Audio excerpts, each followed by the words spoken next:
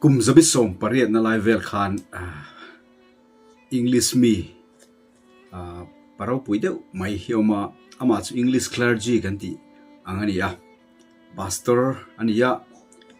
mi thiam tak mai le la phu thiam tak mai nia kum no pangte ni khan hlatam taka phu to parau pui tak mai ni ti chuan hepa hi soi tuang khan parau pui tak mai le la phu thiam tak mai ti chuan zan khachu sakor to lai lir hian achuanga ama parau pui tak le rong bol to ro pui tak lo ni to kha adu lo lam hoi zong khana kala suala atlu tatlat maya chuwang zon nun ko har tak mai na omani ti chuan zan khachu mi then khat Christian in pelim yang thar lim ten en khan sakor to lai lira hian an chuang hawa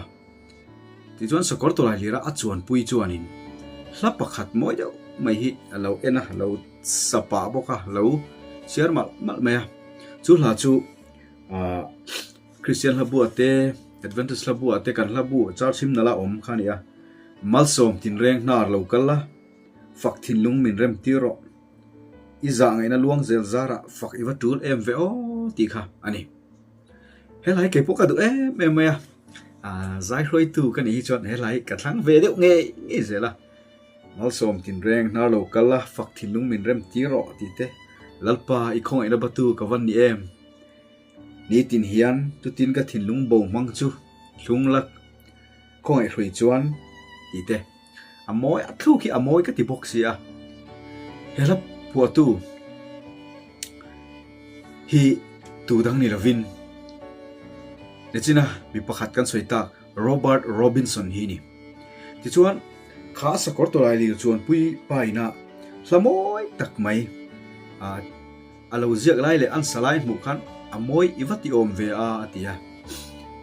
moi ka ti khop mai he lai hi moi ka ti atin ka tharau na chome me mani tian ti tia izon Robert Robinson chuan kan in puang anga he lai hi ke ma nge ina ka phu ani ni ma sela thian pa tuna chuan he la ka phu lai ang tharau ka chanang ka chang to lo suala ka tlua ka kal thuk zela tuna chuan shom ti tak ke hun ka mangta ni pathian ne na kan in nai hun lai the ka van ngai tak em atia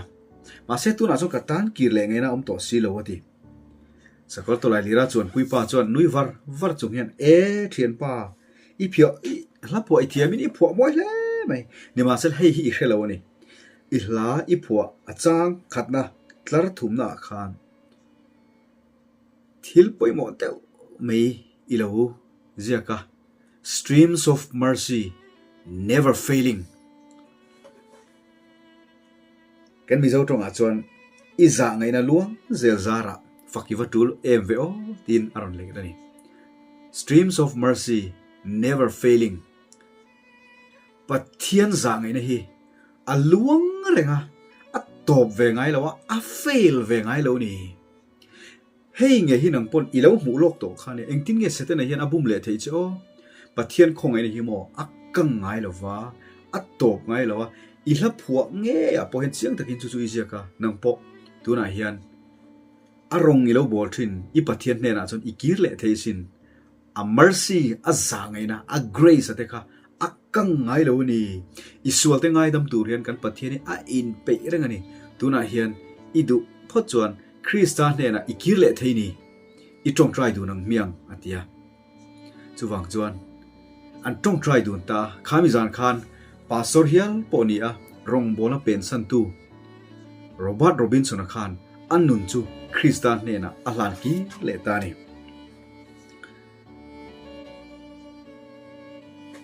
Johana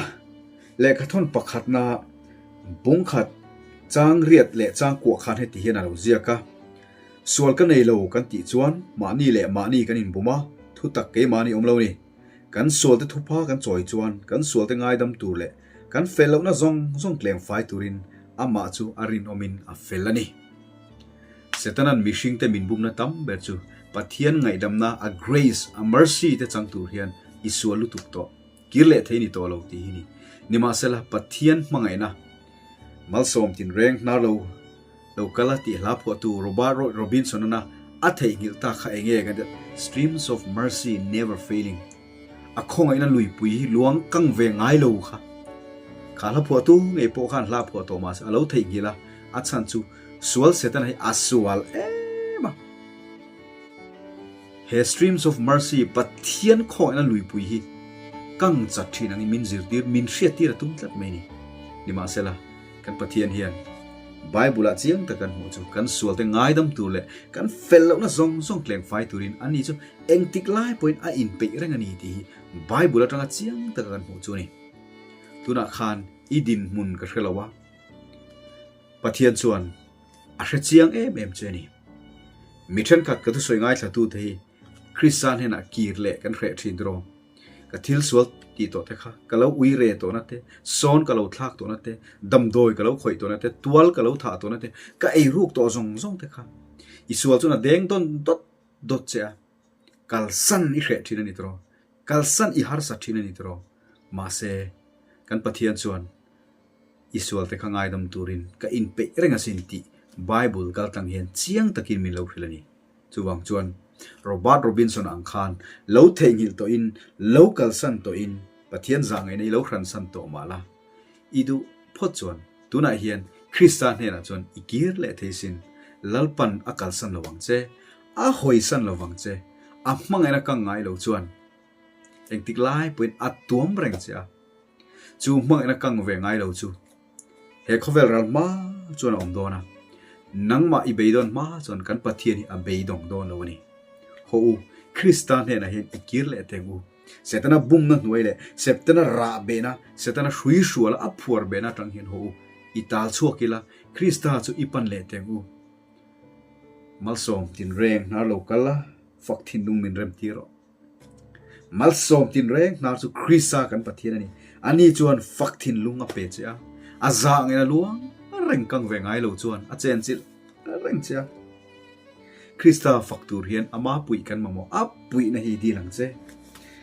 atla top chang top per he ka du em lalpa i khong ina batu ka van ni em Christa mang ina hi balo kanom lo tro